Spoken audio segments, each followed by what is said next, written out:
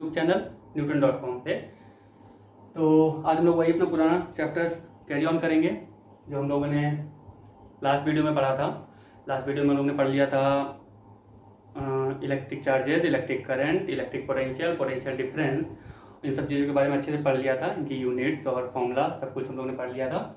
उम्मीद करता हूँ वो आप लोगों ने रिवाइज कर लिया होगा, वीडियो को अच्छे से देखा होगा और नोट्स बना लिए होंगे। और अगर वो उतना आपका तैयार है, उतना प्रिपेयर कर लिया है आपने, तो ये वीडियो आपको बहुत अच्छी लगने वाली है और अच्छे से समझ में आने वाला है। और अगर नहीं किया है तो पहले उस वीडियो पे जाइए, उसको देखिए और उसको प्रिपेयर करिए और तब इस वीडियो पे आइए। मैं चाहता हूँ कि सिर्फ एक बार वीडियो देखने पे ही आपका पूरा प्रिपेयर हो जाए, एग्जाम टाइम पे सिर्फ आपको 10 मिनट रिवाइज करने की जरूरत पड़े।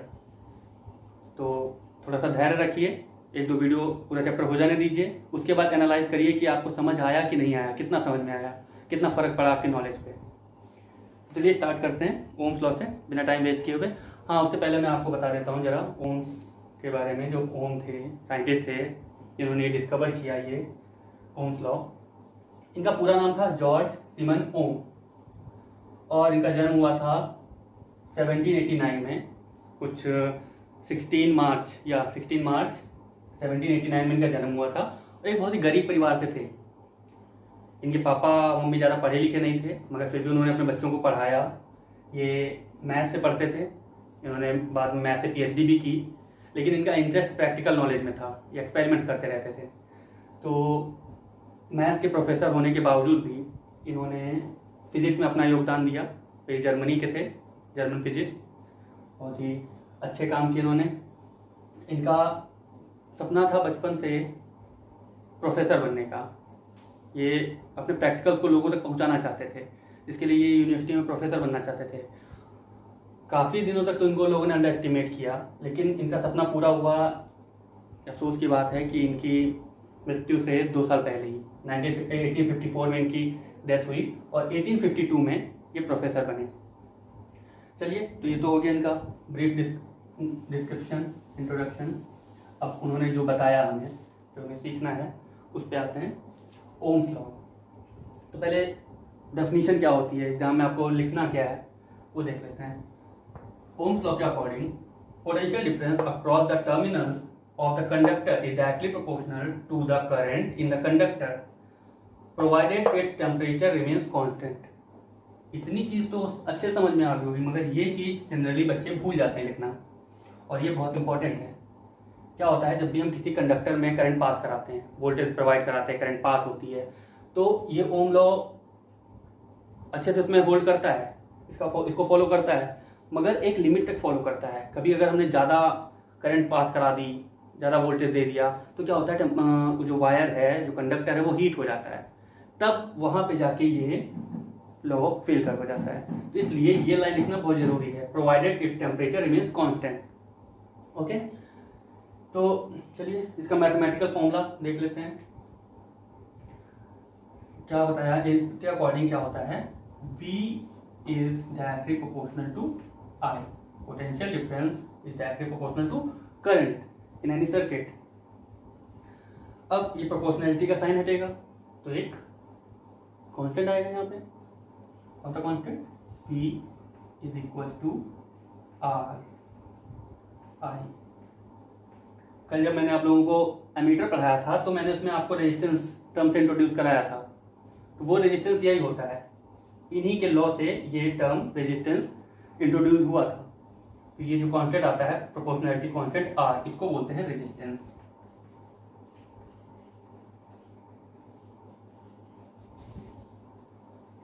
ओके, चलिए ये डेफिनेशन आप लोगों ने नोट कर ली होगी। मैं आगे आता हूं। हाँ, इसका ग्राफ भी पूछा जाता है, तो इसका ग्राफ देख लेते हैं एक बार छोटा सा। अगर y एक्सिस पे हम पोटेंशियल को डिनोट कर रहे हैं और x एक्सिस पे करंट को, तो जो इसका ग्राफ बनेगा वो हमेशा एक स्ट्रेट लाइन बनेगा। क्यों? क्योंकि कांस्टेंट होता है, डायरेक्टली प्रोपोर्शनल है। अगर v अपॉन i करेंगे तो r एक कांस्टेंट है, तो ये हमेशा एक स्ट्रेट लाइन आती है।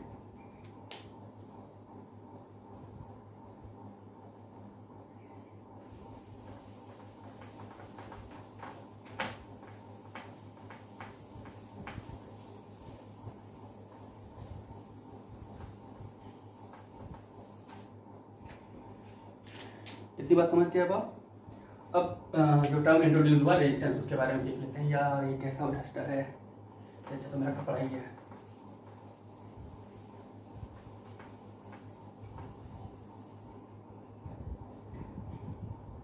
हाँ, जो टर्म आया रेजिस्टेंस, उसके बारे में।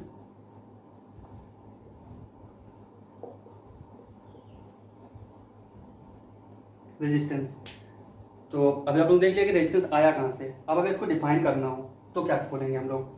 It is the property of conductor to resist the flow of charge. क्या होता है, कोई भी कंडक्टर होता है तो उसकी प्रॉपर्टी होती है कि वो चार्जेस के फ्लो को रेजिस्ट करेगा, और उसकी इसी प्रॉपर्टी को बोल देते हैं रेजिस्टर, रेजिस्टेंस सॉरी। रेजिस्टर तो डिवाइस होती है। मान ले रहे हैं कि ये कोई कंडक्टर है, इसमें इलेक्ट्रॉन्स मूव करेंगे। अगर इलेक्ट्रॉन इधर तरफ मूव करेंगे तो पॉजिटिव चार्ज इधर तरफ मूव करेंगे। तो ये जो रेजिस्टर, अगर हम यहाँ पे बीच में कहीं रेजिस्टर्स लगा देंगे तो इसमें रेजिस्टेंस आ जाएगा। फिर क्या होगा, ये इलेक्ट्रॉन्स को इधर से मूव नहीं होने देगा, आसानी से मूव होंगे, ऐसा नहीं कि बिल्कुल रोक देगा, लेकिन आसानी से मूव नहीं होने देगा। तो ये जो रेजिस्ट करने की प्रॉपर्टी होती है किसी कंडक्टर की, इसी को बोलते हैं रेजिस्टेंस। इसको डिनोट करते हैं कैपिटल R से। अब अगर हम इसका फॉर्मूला बनाना चाहें तो क्या, अभी हम लोगों ने पीछे देखा V = IR, यहाँ से R = क्या हो जाएगा, V/I।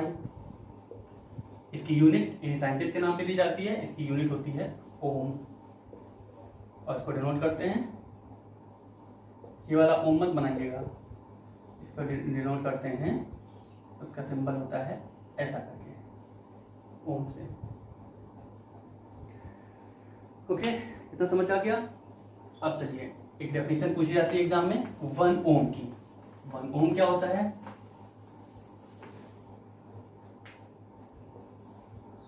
1 ओम की डेफिनेशन देखिए। 1 ओम को डिफाइन करना हो तो क्या कहेंगे हम? अभी ये फॉर्मूला देखा, R = V/I।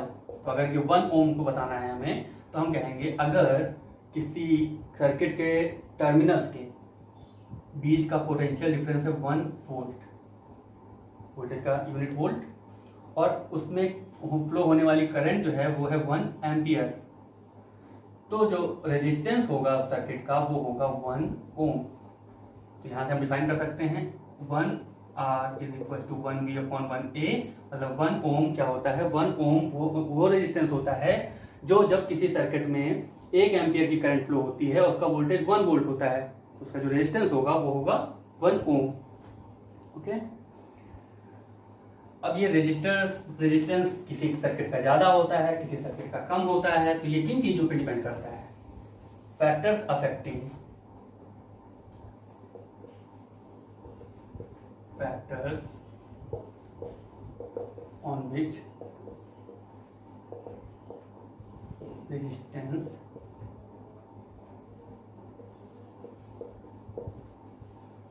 डिपेंड्स। पहला चीज ये डिपेंड करता है जो रेजिस्टर लगाया गया है उसमें उसकी लेंथ कितनी है, और उसके डायरेक्टली प्रोपोर्शनल होता है, मतलब R is directly proportional to L। दूसरा उसका क्रॉस सेक्शन एरिया, कंडक्टर का cross section area. Cross section area से क्या मतलब समझते हैं? अगर कोई नहीं जानता है तो मैं बता दूं। अगर कोई एक कंडक्टर है तो ऐसा होगा, यहाँ पे एक एरिया ये होगा, मतलब जैसे ये ले रहे हैं, ये जो है मेरे हाथ में मारकर, इसका ये वाला जो एरिया होता है इसको बोलते हैं क्रॉस सेक्शन एरिया। तो इस क्रॉस सेक्शन एरिया के इनवर्सली प्रोपोर्शनल होता है, R is inversely proportional to 1/A। Directly proportional मतलब अगर लेंथ बढ़ेगी तो रेजिस्टेंस बढ़ जाएगा, मतलब वो ज्यादा रेजिस्ट करेगा करंट के फ्लो को, चार्जेस को फ्लो नहीं होने देगा इतनी आसानी से, ज्यादा मुश्किल लगेगी वो पे। और इनवर्सली प्रोपोर्शनल का मतलब होता है कि अगर एरिया ज्यादा होगा क्रॉस सेक्शन का तो रेजिस्टेंस कम होगा, मतलब करंट आसानी से फ्लो हो पाएगी उसमें। अब इसको अगर प्रैक्टिकली हम समझना चाहें, ये डायरेक्टली प्रोपोर्शनल टू L और इनवर्सली प्रोपोर्शनल टू A का मतलब प्रैक्टिकली समझें तो देखिए क्या होता है। अगर ये हम कंडक्टर देख रहे हैं तो ये मान लीजिए कि ये गली है, पतली सी गली है जिसमें से बहुत सारे लोगों को निकलना है। यहाँ पे लोग कौन है? ये इलेक्ट्रॉन्स, इनको निकलना है। तो अगर इसकी लेंथ ज़्यादा होगी अगर, तो इनको निकलने में ज़्यादा समय लगेगा ना, थोड़ा ज़्यादा मुश्किल होगी। तो इस वजह से ज़्यादा समय लगेगा, ज़्यादा मुश्किल होगी, मतलब रेजिस्टेंस ज़्यादा हो गया। तो तो जितनी ज़्यादा लेंथ होगी उतनी ज़्यादा मुश्किल होगी। वही चीज़ यहाँ पे, जितनी ज़्यादा लेंथ होगी उतना ज़्यादा रेजिस्टेंस होगा, उतना ज़्यादा मेहनत करनी पड़ेगी इलेक्ट्रॉन्स को निकालने के लिए। और इसका मतलब क्रॉस सेक्शन एरिया का मतलब है इस गली की चौड़ाई से। अगर ये गली चौड़ी कर जाएगी तब तो इलेक्ट्रॉन को जितनी मेहनत यहाँ करनी पड़ेगी उतनी नहीं करनी पड़ेगी, एक से ज़्यादा इलेक्ट्रॉन यहाँ पे निकल जाएंगे, करंट ज़्यादा फ्लो हो जाएगी। तो ये हो गया रेजिस्टेंस इसका कम, क्रॉस सेक्शन एरिया ज़्यादा होने से रेजिस्टेंस कम हो गया, करंट ज़्यादा अच्छे से फ्लो हो जाएगी। मतलब इतनी ज़्यादा मेहनत नहीं करनी पड़ेगी जितनी इसमें करनी पड़ रही थी जब क्रॉस सेक्शन एरिया कम था। I hope you will understand. और हाँ, एक और तीसरी चीज पे डिपेंड करता है, नेचर पे। क्या है वो तीसरी चीज? तीसरी चीज नेचर ऑफ कंडक्टर पे, कि कंडक्टर कॉपर का है कि आयरन का है, किसका है, उस पर भी डिपेंड करता है रेजिस्टेंस। यहाँ लिख देता हूँ। तो किन किन चीज़ों पे, अगर हम तीनों चीज़ों को मिलाना चाहें तो किन किन चीज़ों पे डिपेंड करेगा? तो आर होगा, उसका एक फॉर्मूला बन के आएगा L/A। इसको और इसको अगर हम मिला दे रहे हैं, फिर से प्रोपोर्शनलिटी का साइन, जब ये हटेगा तो फिर से कोई ना कोई एक कांस्टेंट आएगा। देखते हैं कौन सा कांस्टेंट आएगा। ये बन जाएगा रो L/A। ये जो है ये प्रोपोर्शनलिटी कांस्टेंट है रो, RH रो। ये तो लैटिन वर्ड्स होते हैं। तो ये आ गया। अब इस जैसे वहां पे हमने ओम्स लॉ में देखा था, एक आया था कांस्टेंट R, तो उसके बारे में पढ़ लिया ये सब कुछ। अब यहाँ पे एक आ गया कांस्टेंट रो। अब ये भी कुछ होता होगा, इसके बारे में पढ़ते हैं क्या होता है ये।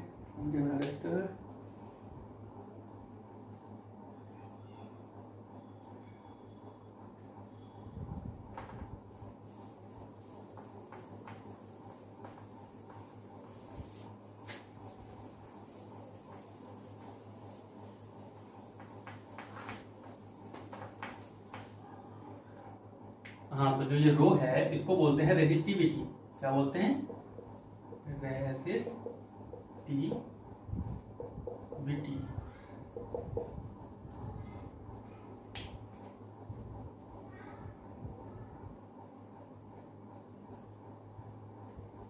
हाँ, तो क्या होता है इलेक्ट्रिक रेजिस्टिविटी? रेजिस्टिविटी क्या होता है? It is the fundamental property of material that resist the flow of electric current. अब आप लोगों के मन में एक सवाल आना चाहिए। फिजिक्स में मन में डाउट्स बहुत आते हैं और उन्हें पूछना चाहिए, डाउट्स आने चाहिए। अगर फिजिक्स पढ़ते वक्त आपके मन में डाउट्स नहीं आ रहे हैं तो मतलब आप फिजिक्स को अच्छे से नहीं पढ़ रहे हैं। तो यहाँ पे एक डाउट आ सकता है कि रेजिस्टेंस में भी यही बताया मैंने और रेजिस्टिविटी में भी वही बता रहा हूँ, मगर ध्यान से देखिएगा कि रेजिस्टेंस में और रेजिस्टिविटी में एक छोटा सा डिफरेंस है। क्या? फंडामेंटल प्रॉपर्टी ऑफ मटेरियल यहाँ लिखा हुआ है, वहां पे लिखा हुआ था fundamental property of that conductor. क्या फर्क है दोनों में? जो रेजिस्टेंस होता है वो किसी रेजिस्टर का होता है। रेजिस्टर मतलब एक डिवाइस होती है जो हम छोटी सी बनाते हैं, उसको सर्किट में लगा देते हैं ताकि वो यहाँ से यहाँ तक करंट आने में थोड़ा सा रेजिस्ट करे उसको। अगर हम चाहते हैं कि यहाँ से यहाँ करंट ज़्यादा ना आए तो हम इसको लगाते हैं, और वो केवल इस स्पेसिफिक पूरे इंस्ट्रूमेंट का होता है, पूरे डिवाइस का होता है रेजिस्टेंस। अगर हम इसको लंबा कर देंगे तो उसका रेजिस्टेंस कुछ और हो जाएगा, इसको हम छोटा कर देंगे रेजिस्टेंस कुछ और हो जाएगा, इसको हम मोटा कर देंगे रेजिस्टेंस कुछ और हो जाएगा। तो वो इस स्पेसिफिक डिवाइस का होता है, और ये डिवाइस किसी भी चीज़ से बनी हो सकती है, किसी भी मटेरियल से बनी हो सकती है। लेकिन जो रेजिस्टिविटी है वो हर मटेरियल की होती है। कोई सा भी मटेरियल होगा उसकी कुछ ना कुछ रेजिस्टिविटी होगी। किसी की रेजिस्टिविटी कम होगी, किसी की रेजिस्टिविटी ज़्यादा होगी। मतलब कोई कम चार्ज को फ्लो होने से कम रेजिस्ट करेगा, कोई चार्ज को फ्लो होने से ज़्यादा रेजिस्ट करेगा। तो सबकी अपनी अपनी रेजिस्टिविटी होती ही होती है, और वो कांस्टेंट होती है। कांस्टेंट मतलब जैसे अगर हम सिल्वर लेंगे तो सिल्वर की एक स्पेसिफिक रेजिस्टेंस होगा, उसी को बोलते हैं रेजिस्टिविटी। वो सिल्वर का रहेगा, चाहे सिल्वर छोटा हो मोटा हो जैसा भी हो, उसकी फिक्स वैल्यू होगी। एक कॉपर की अपनी अलग होगी। सिल्वर की सबसे कम होती है रेजिस्टिविटी, इस वजह से उसका वायर सबसे अच्छा माना जाता है, उसका जो वो सबसे अच्छा कंडक्टर माना जाता है। जो महंगी डिवाइसेस होती हैं आईफोन वगैरह, उन सब में उसी के वायरिंग की जाती है, उसी का सर्किट बनाया जाता है जिससे करंट बहुत अच्छे से फ्लो करे। ओके, तो ये दोनों में डिफरेंस है छोटा सा, इसे आप लोग ध्यान रखिएगा, कंफ्यूज मत होइएगा इस चीज पे। अब अगर इसका फॉर्मूला देना चाहें तो कैसे होगा? इसका फॉर्मूला क्या दे सकते हैं? पीछे हमने वही बताया कि R इज इक्वल टू हुआ था रो L अपॉन ए। यहाँ पे जो बनेगा वो बनेगा rho is equal to R A upon L. ये हो गया स्पेसिफिक रेजिस्टेंस का फॉर्मूला। अब इसकी कोई एसआई यूनिट होगी। एसआई यूनिट चलिए हम निकालते हैं। कैसे? रो इज इक्वल टू दिस हुआ, तो इसकी यूनिट जो होगी रो की वो होगी आर की यूनिट। आर क्या था? रेजिस्टेंस। उसकी यूनिट क्या थी? ओम। ए क्या है? Cross section area. एरिया की यूनिट मीटर स्क्वायर और लेंथ की यूनिट मीटर। तो इस मीटर से ये स्क्वायर कट जाएगा तो क्या यूनिट बनी? ओम मीटर। यही होती है एसआई यूनिट रेजिस्टिविटी की। ओके, खत्म कर देते हैं चैप्टर को। फिर इससे रिलेटेड जो क्वेश्चंस हैं, पहले तो आपकी बुक के क्वेश्चंस सारे, और फिर कुछ इंपॉर्टेंट क्वेश्चंस एग्जाम के पॉइंट ऑफ व्यू से जो पूछे जाने के बहुत ज़्यादा चांसेस होते हैं उनको। नेक्स्ट टॉपिक क्या होगा? हाँ, कॉम्बिनेशन ऑफ रेजिस्टर्स। क्या? Combination of resistors. Combination of resistors मतलब क्या होता है कि कभी कभी सर्किट में केवल एक रेजिस्टर लगाने से काम नहीं चलता है। हम चाहते हैं कि रेजिस्टेंस ज़्यादा हो, मगर हमारे पास जो रेजिस्टर्स अवेलेबल हैं वो कम ओम के हैं, तो हमें एक साथ कई रेजिस्टर लगाने पड़ जाते हैं। तो उनका कॉम्बिनेशन कैसे किया जाता है?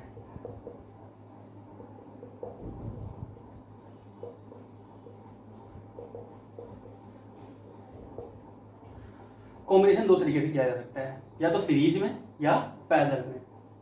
पहला पॉइंट हम पहले पढ़ते हैं सीरीज में। सीरीज में कैसे करते हैं? मान ले रहे हैं कोई सर्किट है,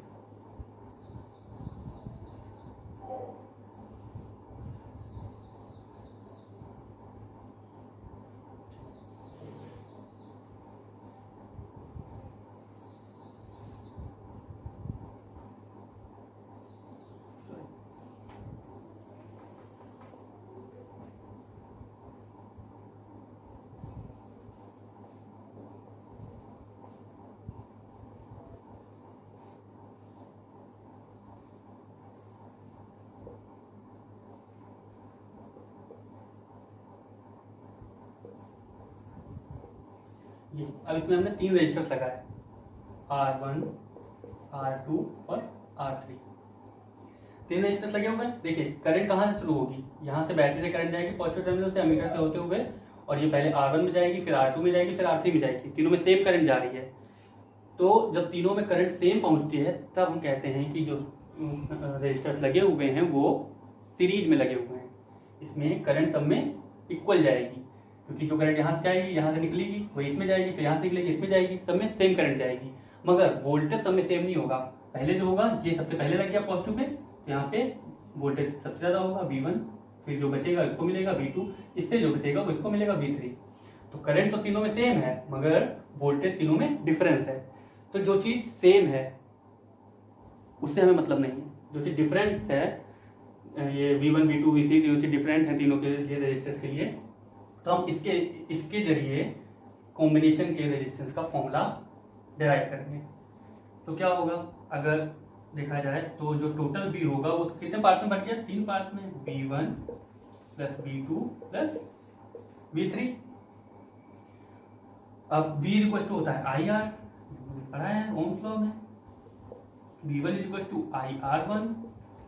I तो सब में बराबर रहेगा क्योंकि सब तीनों में करंट तो सेम जा रही है, I लेट कर ले रहे हैं हम, और ये होगी IR2, ये होगा IR3। IR is equal to I common ले लो, R1 plus R2 plus R3। I और I cancel out, R is equal to formula आ गया R1 plus R2 plus R3। अगर और भी इसमें लगे हुए हैं रजिस्टर तो सेम ऐसे बन जाएगा R4। ये आपका फॉर्मूला आ गया रेजिस्टेंस का, इक्विवेलेंट रेजिस्टेंस का, जब किसी सारे रेजिस्टर जो हैं वो सीरीज में लगे हुए हैं।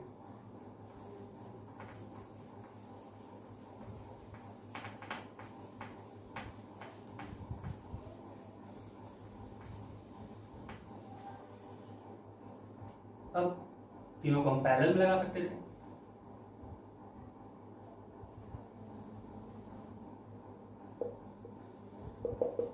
हम पैरेलल में लगाएंगे अगर,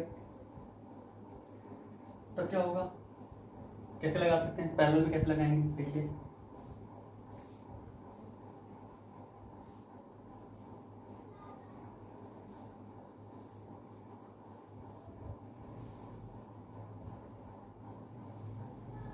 अब हम अगर इसका वोल्टेज पता करना होगा तो हमें इन दोनों टर्मिनल्स के बीच में पता कर लें, तीनों को पता चल जाएगा।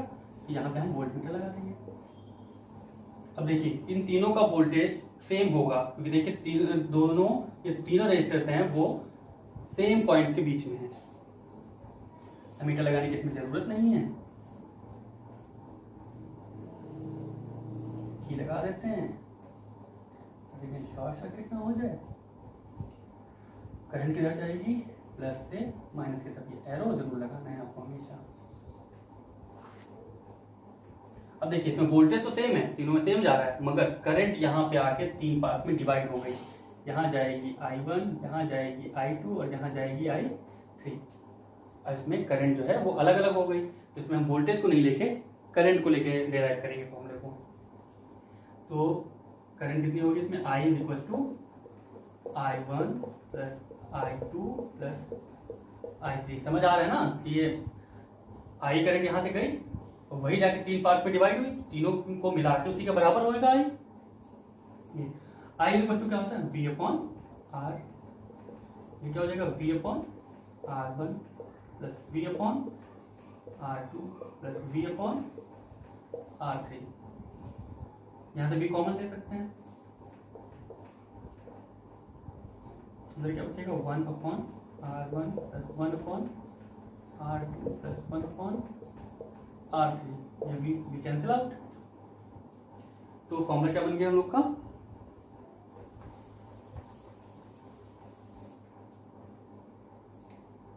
(1/R = 1/R1 + 1/R2 + 1/R3।